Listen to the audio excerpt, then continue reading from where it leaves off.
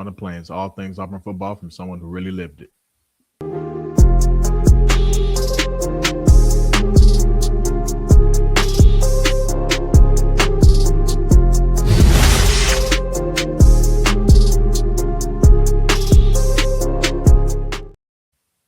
Welcome back. This is Landing on the Plains, and I am Chandler Wooten, former linebacker, team captain, and NFL vet. And we got another good one for you today, lined up. First things first, another big-time commitment the other day, and we're going to dive into that. And that will directly lead us into our next topic, which is, in the wake of updating and releasing height and weight differences from spring to now, we'll kind of go in more depth of what that looks like, what that process is like, and how for each guy it's different. Like no two guys are the same. And so the weight doesn't always tell the story. And so we'll kind of go through some of the most notable changes on the roster, and we'll get into that. And we'll wrap it up, foreshadowing what's to come. Got some big things lined up, and so we'll kind of finish the show with that. So here we go. So the other day, our Auburn Tigers landed another big-time commitment from four-star edge Marquise Evans. And, this is a guy that I believe is a really, really solid pickup. And especially when you dissect some of the film that he has and you go through some of the measurables, and it's like you're talking about a kid who has a freaking 84-inch wingspan. And so, my goodness, like you talk about untapped potential. You get with the coach, as good as our defensive line coach is, in a system like DJ Durkin, and you coach that up. My God, 84 inches, and he's a guy who is raw, a lot of untapped potential, like I said, because he's only going into year 3 of playing football, and so the athletic ability is there, the tools are there, and man, like he's a guy you get on campus and he's already got play now ready, kind of size. But you get him in that weight room, you allow him to get bigger and stronger, learn the position, kind of learn the scheme and the system and things like that. And man, he could really be a factor in this class. And so I think he's a really big time pickup, and kind of not a late bloomer, but he's not even anywhere close to his ceiling as a football player. Not even anywhere close to his ceiling. And so, 6'4", already 270. And so with that, he has, some flexibility and maybe some versatility in this system as well, which kind of makes it even more interesting, because you talk about versatility, especially along the defensive line. Like that's what makes defenses special. When you can move guys around and guys have different skill sets and can do different things, and you can manipulate the way you line up, and it makes it difficult for offenses. It makes it extremely difficult. And so he's a guy that's going to come in, like I said, have to really learn the technique and the position, really master his craft. But you talk about the guy with all the tools, man. Like he's a guy that Auburn fans should definitely be excited about. And let's not confuse that lack of, maybe experience for lack of ability, because like I said, the potential and the upside is through the roof. And so, in this system, in this scheme, like I said, this defensive line coach, him being surrounded by other guys, other dogs as well, like that plays a factor into it as well. Like when you surround yourself with other guys, who help, bring you along and things like that, man.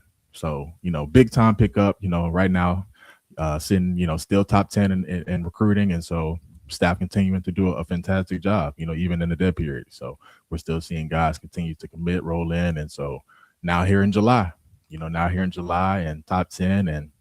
And one thing I think, make this staff unique is like the guys that they're going to get, like, I feel like they have a vision and a plan for these guys. Like they're not just going out and just trying to throw stuff at the wall and see what sticks. Like they have a plan in place and they're following this plan, and they've been executing. And so I think the question is, like, when they bring these kind of guys in, like our Marquise Evans, how do they see him? Like when you recruit these guys, like I said, you have a plan. And so, like I mentioned earlier, he was listed as an edge, but I probably see him more so as a defensive end, hand down, ability to play in that 4-eye, kind of in that inside shade, inside eye of that offensive tackle, with his hand down. With that kind of length, like people won't be able to get up on him, especially when he learns how to play the position at an elite level, like technically sound. You're not going to be able to touch him. He's too long. And then you combine that with some out of this world kind of strength that he can develop at a place like Auburn. You place him in a 4-eye, run game is wrecked. The ability, that kind of length, you place him inside versus those short arm guards, centers, wrecked. And he's also, athletic enough where you can place him on the outside in certain packages. So that kind of power, explosion, length, size, you just kind of wonder, how does the staff see him? And this is the part that, not a lot of people discuss, and why it's imperative to go to a school, to go to a system, with a staff and a plan in place for you, so you can be the best version of yourself. And that looks different for everybody. And that brings me to my next point with the updated height and weights, that they released last week. And there were some really, really interesting numbers on there that really made me kind of go like, I love that. Or, maybe that one's a little surprising. But I understand why from a player's perspective. Let me elaborate. You take a guy like Bryce Diaz, who's up 15 from the spring. Now, I love that, because he's one of those guys who had to get bigger, and it's obvious that he's in the lab right now going to work. And you kind of look back, this is from spring to now, and you kind of wonder, like, how did a guy, healthily gain 15 pounds in, 2 months? It's possible. You look at a guy like DeMarcus Reddick, who we can all agree had to get bigger, put on some muscle, gain a little bit of weight from last season. And from the spring, he's down 3. And, from the outside looking at, you might go like, wait, but there's always a story behind that. And not everybody has to continue to pack on weight. And so that process is different. We're going to kind of get into that process. So first and foremost, after the spring, you go through those exit meetings. You sit down with your coaches. You sit down with the nutritionists. You sit down with the training staff. And everybody formulates a plan. Like, how can we help this player individually be as successful as possible? And so, after spring, after the, all of these practices, after winter workouts and, transforming bodies and things like that, how do we see you heading into the fall based off what we saw in the spring? You have to get stronger. We didn't really like how you maybe defeated blocks, or we didn't really feel like you were moving as good as you could have. Maybe you were a little heavy. And we think you can be a little quicker, be a little more agile, or you got to get in shape. So everybody's different. So you meet with these people, you meet with your coaches and everybody, and you formulate a plan. And they say, this is where we at. And you then attack that plan. And that's why you see all of these numbers. A lot of guys have put on a lot of weight. A lot of guys have lost weight. You attack that plan. And if it's weight loss, if you're a guy who has to lose a lot of weight, you have to do that extra cardio. Like, they literally have in the summertime, like, slots and time periods for guys who come in and do this extra work. Like, it can be grueling, because these are numbers that you have to meet. These are things that have to get accomplished, especially before we head into camp. You don't want to head into camp behind the 8 ball. Like, that's not the time for you to be getting in shape. That's not the time for you to be trying to pack on muscle. This is not the time for you to be like, this is the time for you to sustain. This is time for you, yes, to still lift hard and to train hard and all those things. But that's what the summertime is. That's what winter, spring, and summer is for. Because at that point, it's go time. It's go time. And so if you're a guy who has to lose weight, you're doing that extra cardio. You met with the nutritionist. You're on a meal plan. You are on a meal plan. And you're tracking these calorie deficits, and you're doing everything you can. And if you're a guy who has to gain weight, you're making sure you're eating right. You're making sure you eat before you go to bed. You're making sure you're taking all your shakes. They do a great job of providing extra resources. And so for whatever you need, they got it. And one thing, that I have to mention is it's not always a dictatorship. Like, this is a collaboration sometimes. Like, yes, some things are coach's final say. Like, you have to put on muscle. You have to lose weight or whatever the case may be. But great teams, great coaches, like, they have collaboration. How do you feel? How do you feel that you performed in the springtime?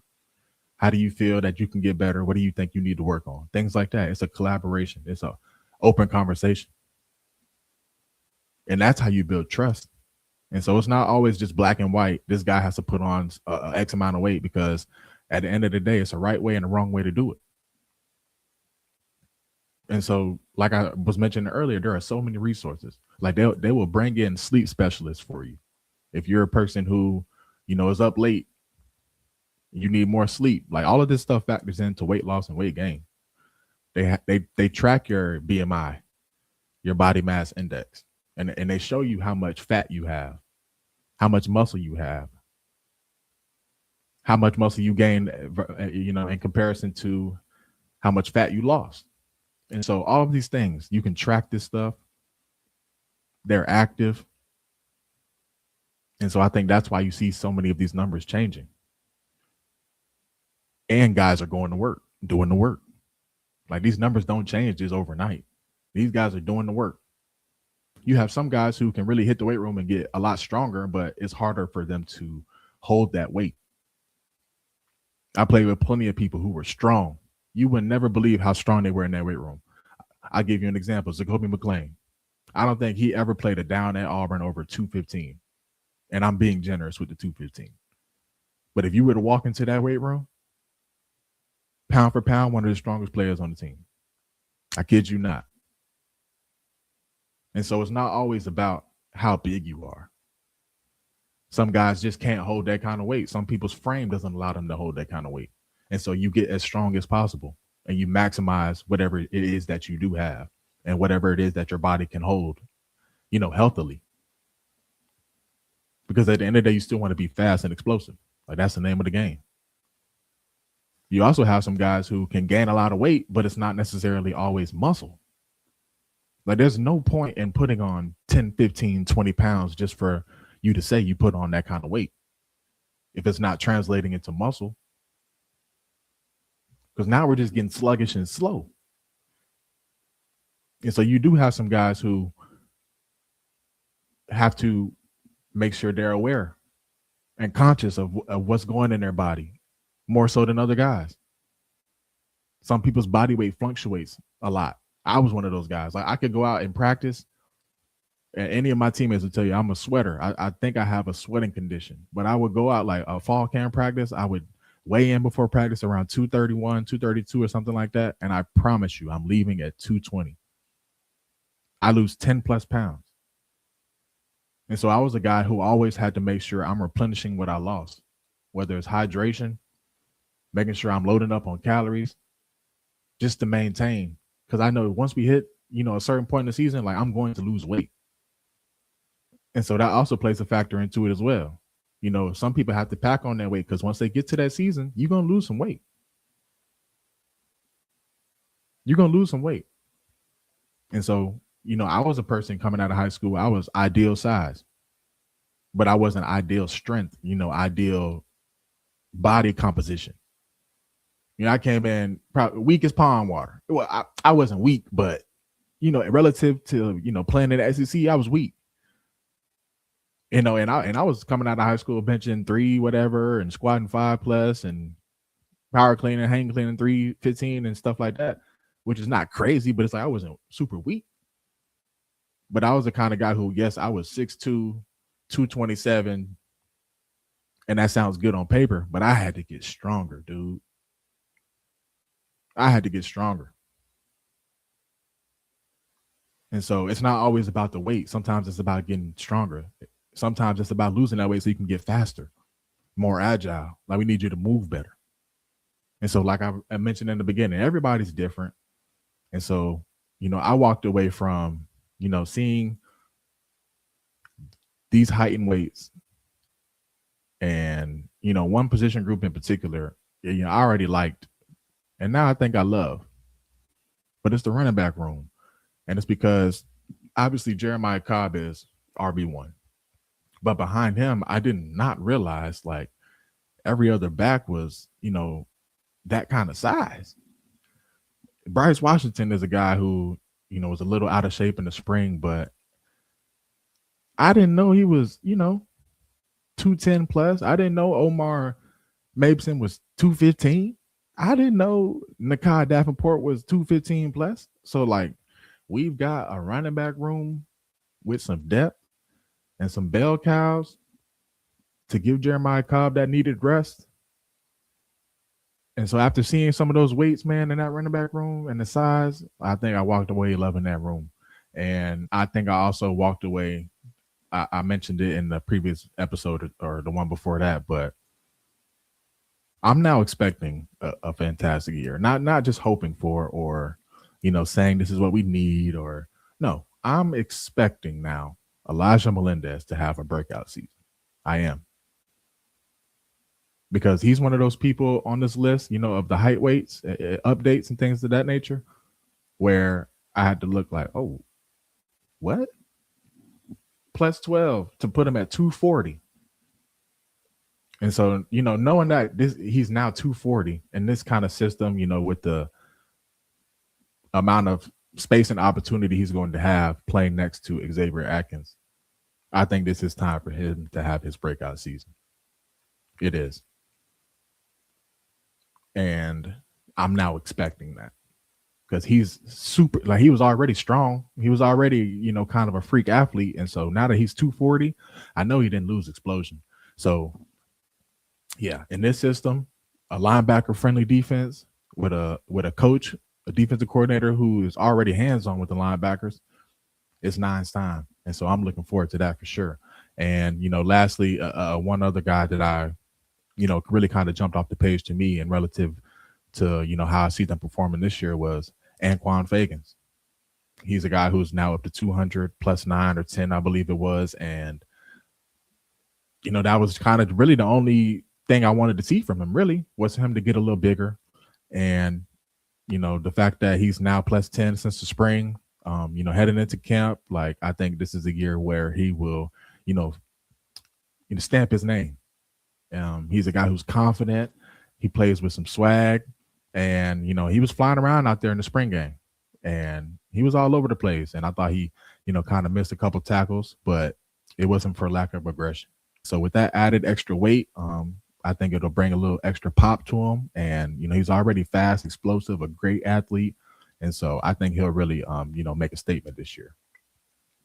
As we wind this thing down, I just want to take this moment to first say I appreciate all the love and support thus far. I am extremely grateful, and it's only up from here. And just as we continue to move forward, just be on the lookout. I got some pretty big guests coming up now that's the summertime, and all of my NFL guys are less busy. Some really big, exciting things on the horizon, and so I'm excited and looking forward to that. That's all we got for today, folks. I appreciate you tuning in. If you like this episode, make sure you like, share, and subscribe, and we'll catch you on the next one. And as always, War Eagle.